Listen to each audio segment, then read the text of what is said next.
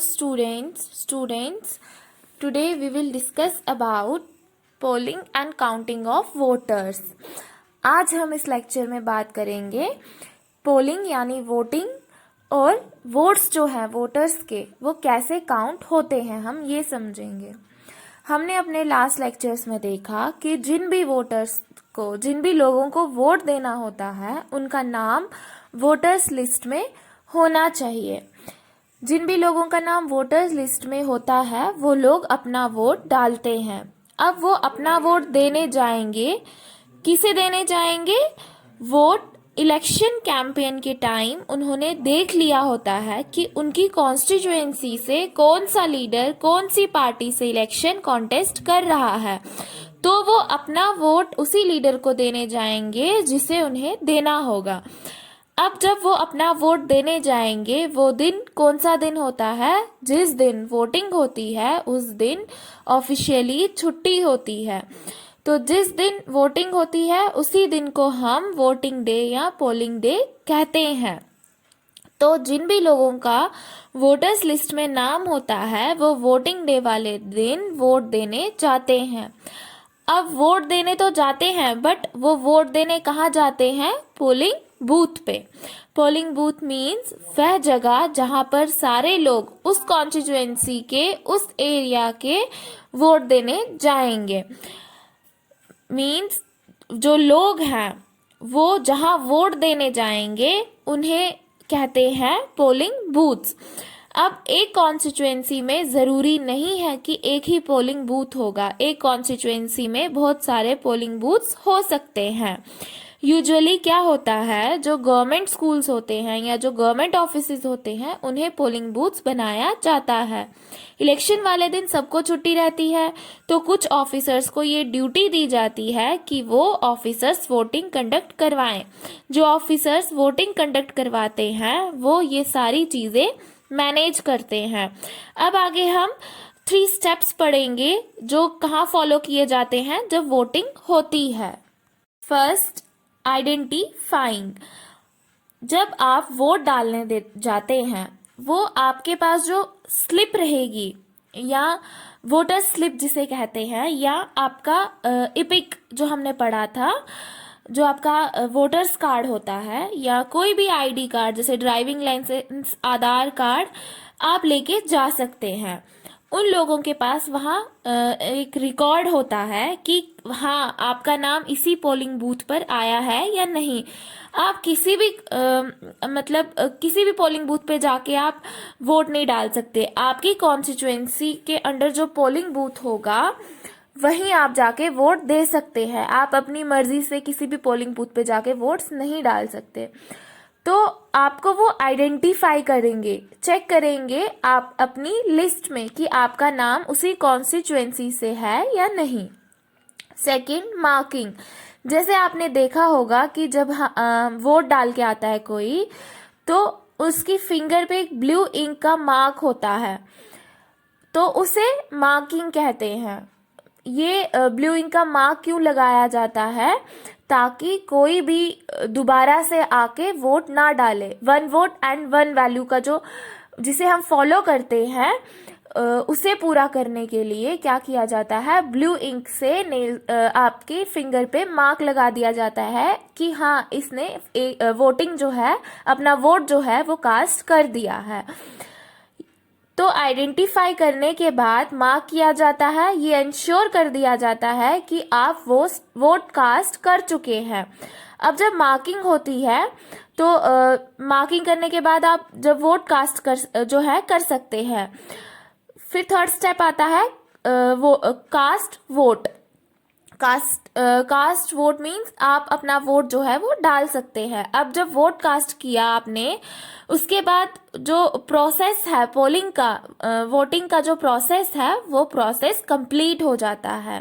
पहले आपकी फिंगर पे मार्क लगाया जाता है, फिर आप आगे जाके वोट डालते हैं।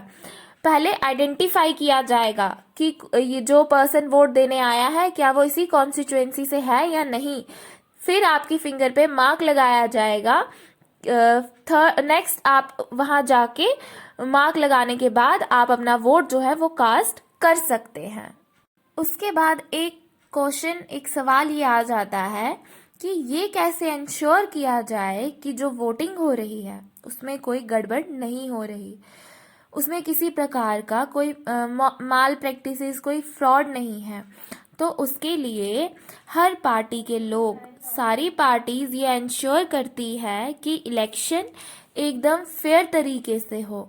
तो ये गवर्नमेंट इलेक्शन कमीशन अलाउ करता है कि पोलिंग बूथ जो होते हैं, जो पोलिंग रूम होते हैं, उसके अंदर वो कुछ पार्टी के एजेंट्स, मीन्स हर पार्टी के कोई एजेंट्स जो हैं को जो है अंदर बैठने की अनुमति देते हैं, आज़ादी देते हैं कि हाँ ये एजेंट या फिर ये पार्टी का ये मेंबर पोलिंग रूम में बैठ सकते हैं।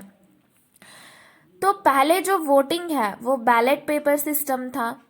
बैलेट पेपर्स जो है वोटिंग कहाँ पे देते थे? बैलेट पेपर पे।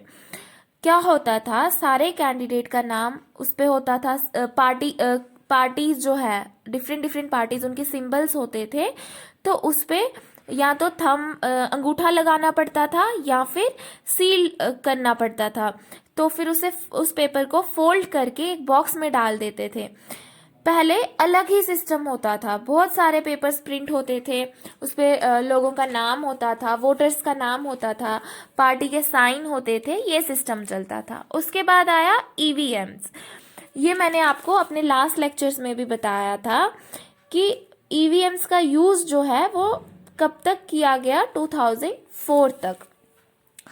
EVMs means electronic voting machine, ये हम पहले भी डिस्कस कर चुके हैं। ये क्या होता है? एक कैलकुलेटर की तरह छोटा सा डब्बा होता है जिसमें सारी पार्टी के सिंबल्स होते हैं और सामने एक बटन रहता है। तो जिस पार्टी को वोट देना हो उसके सामने वाला जो बटन है आप उसे प्रेस करेंगे तो उस पार्टी को वोट चला जाएगा। 2004 के बाद क्या हुआ? ईवीएम्स के साथ वीवीपैट्स जो है वो कनेक्ट कर दिए गए। वीवीपैट क्या है? छोटी सी विंडो रहती है जिसपे आप ये देख सकते हैं कि आपने जिस पार्टी को वोट दिया है क्या आपका वोट उसी पार्टी को गया है या नहीं। उसके बाद नेक्स्ट आ जाता है काउंटिंग, कि जो अब वोटिंग तो हो गई, अब उसकी काउंटिंग कैसे होगी? जब वोटिंग कंप्लीट हो जाती है सारी ईवीएम्स को इकट्ठा कर दिया जाता है, सेफ जगह पे उसे ले लिया जाता है ताकि कोई उससे जो है छेड़छाड़ ना करे। सारी ईवीएम्स को इकट्ठा कर दिया जाता है, एक ही जगह पे काउंटिंग की जाती है। काउंटिंग कैसे की जाती है? डिजिटली सारी चीज़ें इंटरप्ट कर ली जाती हैं। किस ईवीएम में कितने वोट हैं, किस पार्टी को कितने वोट मिले हैं, सब काउंटिंग की जाती है। एक ही दिन में सारी काउंटिंग जो है वो कर ली जाती है। काउंटिंग के बाद जिस भी पार्टी के सबसे ज़्यादा वोट होते हैं, न्यूज़पेपर्स में, न्यूज़ चैनल्स पे ये सारे लोग वहाँ रहते हैं, तो ये डायरेक्ट डिक्लेयर कर दिया जाता है गवर्नमेंट ऑफिसर्स के द्वारा कि हमने काउंटिंग कर ली है, रिजल्ट्स आ चुके हैं और कौन सी पार्टी को कितने वोट्स मिले हैं, ये सारी जानकारी जो है साझा की जाती है। तो यहाँ से फिर पता चलता है कि कौन सी पार्टी जो है वो जीती है, कौन सी पार्टी जो है अपनी गवर्नमेंट बना सकती है। और जब काउंटिंग के लिए जो ईवीएम्स है, किसी भी कॉन्स्टिट्यूएंसी में अगर काउंटिंग हो रही है तो उस कॉन्स्टिट्यूएंसी से ईवीएम्स जो हैं वो सारी ईवीएम्स एक ही दिन इकट्ठे कर ली जाती है ताकि उनसे कोई छेड़छाड़ ना हो। तो ये था कि पोलिंग और काउंटिंग जो है वो कैसे होती है। उसके बाद नेक्स्ट आ जाता है what makes elections in India democratic. अब इलेक्शंस तो हो गए, लेकिन क्या वो इलेक्शंस डेमोक्रेटिक हैं? जो इलेक्शंस हो रहे हैं क्या वो इलेक्शंस डेमोक्रेटिक हैं या नहीं? तो वही सारी चीज़ें हम देखेंगे। हम ये देखेंगे कि कैसे कोई इलेक्शंस डेमोक्रेटिक है या नहीं। आपने टेलीविज़न पे बहुत बार सुना होगा या न्यूज़पेपर में बहुत बार पढ़ा होगा रिगिंग ऑफ बूथ्स। अब रिगिंग ऑफ बूथ्स क्या है? जो हमारे पोलिंग बूथ्स होते हैं, जब वोटिंग होती है, जो पोलिंग बूथ्स होते हैं वहाँ पे कोई माल प्रैक्टिसेस, फ्रॉड्स, इस तरह से जो बूथ्स को कैप्चर कर लेते हैं, वहाँ पे जो इलेक्शन प्रोसेस हो रहा है किसी ना किसी तरीके से उसे इन्फ्लुएंस करने की कोशिश करते हैं। तो इस तरह से जो बहुत सारे पोलिंग बूथ्स हैं वहाँ पे ये जो माल प्रैक्टिसेस होती हैं इसे कहते हैं rigging of booths. Rigging of booths means कि किसी पोलिंग बूथ पे कोई माल प्रैक्टिसेस या कोई फ्रॉड्स जब हो रहे होंगे तो उसे कहा जाएगा रिगिंग ऑफ बूथ्स। नेक्स्ट, जैसे एक्सेसिव यूज ऑफ मनी। कोई कैंडिडेट अगर बहुत पावरफुल है तो वो क्या करेगा, पैसे देके वोटर्स खरीदने की कोशिश करता है, पैसे बंटवा देता है लोगों में, तो इस तरह से वोट्स खरीद लेते हैं। तो एक्सेसिव यूज ऑफ मनी जो है ये भी एक प्रॉब्लम है। Next, misuse of government facilities. मान लो कोई पार्टी रूलिंग पार्टी है, इलेक्शन हो रहा है, तो जो रूलिंग पार्टी है जिसकी पहले से गवर्नमेंट बनी है तो इलेक्शन से पहले उसके पास एक एज रहेगा। कैसे, जो लीडर्स हैं वो गवर्नमेंट ऑफिसर्स को इन्फ्लुएंस कर सकते हैं, उनके फेवर में कुछ चीजें झुका सकते हैं या उनसे कुछ फेवर्स मांग सकते हैं। तो ये सारी चीजें जो है हो सकती हैं। तो इस बेसिस पे आप ये क्वेश्चन पूछ सकते हो कि फिर हम जो इलेक्शंस हो रहे हैं उन्हें डेमोक्रेटिक क्यों कह रहे हैं हम। ये एक्टिविटीज ऐसी नहीं है कि हमेशा हो रही हैं। हाँ, कभी कभी किसी कॉन्स्टिट्यूएंसी में ऐसा हो सकता है, ऐसा कभी कभी हो जाता है। Despite of all this problems we which occasionally use to see, हमारे पास एक ऐसा मैकेनिज्म है, कुछ ऐसे इंस्टीट्यूशंस है, कुछ ऐसी बॉडीज हैं जिसके चलते हम ये कह सकते हैं, जिन्हें कॉन्फिडेंस में लेके हम ये बोल सकते हैं कि जो इलेक्शंस इंडिया में हो रहे हैं वो डेमोक्रेटिक इलेक्शंस हैं। कुछ बॉडीज या कुछ इंस्टीट्यूशंस हैं जो ये प्रूव करते हैं जो इलेक्शंस होते हैं इंडिया में वो डेमोक्रेटिक हैं। तो ये जो एक प्रोमिनेंट आर्ग्यूमेंट है कि हाँ इलेक्शंस, इंडिया के जो इलेक्शंस हैं वो डेमोक्रेटिक है, क्यों? क्योंकि हमारे पास क्या है, इंडिपेंडेंट इलेक्शन कमीशन। इंडिपेंडेंट जो प्रीफिक्स लगा है जो इसको और वजन देता है कि क्या जो इलेक्शन कमीशन है, जो इलेक्शन कंडक्ट करवाता है वो इंडिपेंडेंट है हमारी कंट्री में। Therefore, the elections conducted in India are free and fair. Elections democratic है या नहीं ये डिपेंड करता है कि इलेक्शंस कौन करवा रहा है। अगर कोई पॉलिटिकल पार्टी के लोग इलेक्शंस कंडक्ट करवाएंगे तो ये बहुत स्वाभाविक है, आप भी ऐसा सोचेंगे कि हो सकता है वो पॉलिटिकल पार्टी अपने फेवर्स में इलेक्शन करवाए, लेकिन इसी चीज से बचने के लिए एक इंडिपेंडेंट बॉडी को अपॉइंट करा है जो हमारी कंट्री में इलेक्शंस करवाती है। तो वो इंडिपेंडेंट बॉडी कौन सी है? Election commission. Election commissioner election को कंडक्ट करवाते हैं। He is the person responsible for conducting independent election in India. Independent या डेमोक्रेटिक इलेक्शंस भी कह सकते हैं। अब इलेक्शन कमीशन क्या है ये हम पहले ही डिटेल में डिस्कस कर चुके हैं, फिर भी देख लेते हैं। इलेक्शन कमीशन जो है इसकी कंपोजिशन को देखते हैं। इसमें एक चीफ इलेक्शन कमिश्नर होते हैं जिसे चेयरमैन भी कहा जाता है, और 2 इलेक्शन कमिश्नर्स होते हैं। इन्हें कौन अपॉइंट करता है? इन्हें हमारे इंडिया के जो प्रेसिडेंट हैं वो अपॉइंट करते हैं। अब जो इलेक्शन कमीशन जो है उनको पावर्स दी जाती है, जो जुडिशरी की जो पावर्स है वही सेम पावर्स इलेक्शन कमीशन को भी दी जाती है। क्यों? ताकि वो निडर होकर निष्पक्ष तरीके से अपना काम जो है वो कर सके। अगर इलेक्शन कमिश्नर का इंटेंशन किसी एक पॉलिटिकल पार्टी से जुड़ा होगा या फिर इलेक्शन कमिश्नर किसी एक पार्टी का पार्ट होंगे तो क्या वो अपना काम इंडिपेंडेंट तरीके से कर पाएंगे? नहीं, उनकी एक पार्टी की तरफ टिल्टेशन रहेगी। तो इलेक्शन कमिश्नर इंडिपेंडेंट होते हैं, साथ ही उन्हें सारी अथॉरिटीज दी जाती है। अब जब प्रेसिडेंट जो है वो जब इलेक्शन कमिश्नर को अपॉइंट करते हैं तो ऐसा नहीं है कि इलेक्शन कमिश्नर्स जो है उन्हें प्रेसिडेंट के दबाव में काम करना पड़ता है कि जैसा प्रेसिडेंट कहेंगे वो उन्हें फॉलो करना पड़ता, ऐसा नहीं है।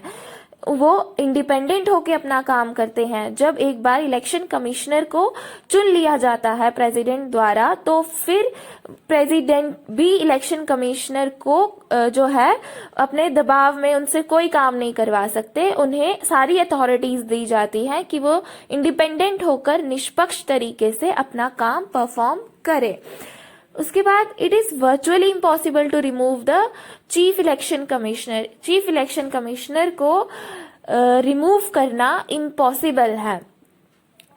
मान लो कि कभी किसी पॉलिटिकल पार्टी को उनका काम पसंद नहीं आ रहा है, मींस कि उन्हें ऐसा लग रहा है कि वो उनके अकॉर्डिंग काम नहीं कर रहे, तो ऐसा नहीं है कि वो उन्हें रिमूव कर सकते हैं। It is virtually impossible to remove chief election commissioner. उसके बाद हम यहाँ देखते हैं पावर्स ऑफ इलेक्शन कमीशन की इलेक्शन कमीशन के पास कौन कौन सी पावर्स होती हैं। पहला, अनाउंसमेंट से लेके पूरा जो इलेक्शन कंप्लीट होता है, जब रिजल्ट्स डिक्लेयर होते हैं, तो वहां तक का जो पूरा प्रोसेस होता है, इन सारी चीजों को कौन कंडक्ट कराता है? Election commission. और इन सारी चीजों को परफॉर्म करने की पावर्स इलेक्शन कमीशन के पास होती है। दूसरा, कोड ऑफ कंडक्ट, आचार संहिता। इसमें election commissioner do's and don'ts बताते हैं कि किस पार्टी को, किस लीडर को क्या करना है और क्या नहीं करना है। वो सारी चीजें इलेक्शन कमिश्नर जो हैं कोड ऑफ कंडक्ट में बताते हैं। पॉलिटिकल पार्टीज को मानना होता है, और अगर कोई पॉलिटिकल पार्टी नहीं मानती है तो इलेक्शन कमीशन उसे पनिश भी कर सकता है। नेक्स्ट, इलेक्शन कमीशन के पास पावर्स है कि वो गवर्नमेंट को डायरेक्ट कर सकता है। किस सेंस में? इलेक्शन कमीशन गवर्नमेंट से बोल सकता है कि आप पावर का मिसयूज ना करो। जैसे जब इलेक्शंस होने वाले होते हैं तो तब जो पॉलिटिकल लीडर रहते हैं वो क्या करते हैं, अपनी कॉन्स्टिट्यूएंसी में अपने हिसाब से अपने फेवरेट गवर्नमेंट ऑफिसर्स जैसे कलेक्टर्स, पुलिस ऑफिसर्स उन्हें ट्रांसफर कर देते हैं। तो इलेक्शन कमीशन वो ट्रांसफर्स रोक सकता है, और अगर उन्हें लगता है तो वो ट्रांसफर्स जो है करवा भी सकता है। इस तरीके की गाइडलाइंस इशू करता है इलेक्शन कमीशन किसे, वहां की गवर्नमेंट को, जो गवर्नमेंट को फॉलो करनी पड़ती है। फोर्थ, जब इलेक्शन ड्यूटी पे जो ऑफिसर्स होते हैं, जो गवर्नमेंट ऑफिसर्स होते हैं, मान लो जैसे पुलिस के किसी पुलिस ऑफिसर की ड्यूटी लगती है इलेक्शन के टाइम पे, तो वो तब पुलिस डिपार्टमेंट के अंडर काम नहीं कर रहे होते हैं, वो इलेक्शन कमीशन के अंडर काम करते हैं। तो इलेक्शन ड्यूटी पे जितने भी गवर्नमेंट ऑफिसर्स होते हैं, चाहे वो किसी भी पोर्टफोलियो से हो, वो इलेक्शन कमीशन के अंडर उस समय काम करते हैं। उसके बाद पिछले 25 सालों से हम ये देखते आ रहे हैं कि जो चीफ इलेक्शन कमीशन जो बॉडी है, इनकी पावर्स धीरे धीरे स्ट्रांग होती जा रही है। मतलब पावर्स तो पहले भी थी, बट अब ये उसका सही तरीके से इस्तेमाल कर रहे हैं। कहीं पे अगर इन्हें लगता है कि इलेक्शंस में गड़बड़ हुई है, किसी ना किसी तरीके से वहां पे जो इलेक्शन कमीशन है वो स्ट्रिक्ट एक्शन लेते हुए दिखे हैं। उसके बाद कैन ऑर्डर अ रीपोल, क्या इलेक्शन कमीशन जो है वो दोबारा से इलेक्शंस करवा सकते हैं कहीं पे? मींस अगर कहीं से खबर मिलती है कि यहाँ पे इलेक्शंस गलत तरीके से हुए हैं, या वोटिंग जो हुई है वो सही नहीं हुई है, फेयर और जस्ट नहीं है, तो फिर क्या इलेक्शन कमीशन वहां दोबारा से इलेक्शंस करवा सकते हैं? हाँ, अगर इस तरह से इलेक्शन कमीशन को लगता है कि कहीं पे इलेक्शन फेयर नहीं हुए हैं, जो है कहीं इलेक्शंस में गड़बड़ हुई है, तो इलेक्शन कमीशन दोबारा से वहां पे इलेक्शंस करवा सकते हैं। तो ये सारी पावर्स जो है वो इलेक्शन कमीशन के पास होती है। तो ये हमने बात की इंडिपेंडेंट इलेक्शन कमीशन की।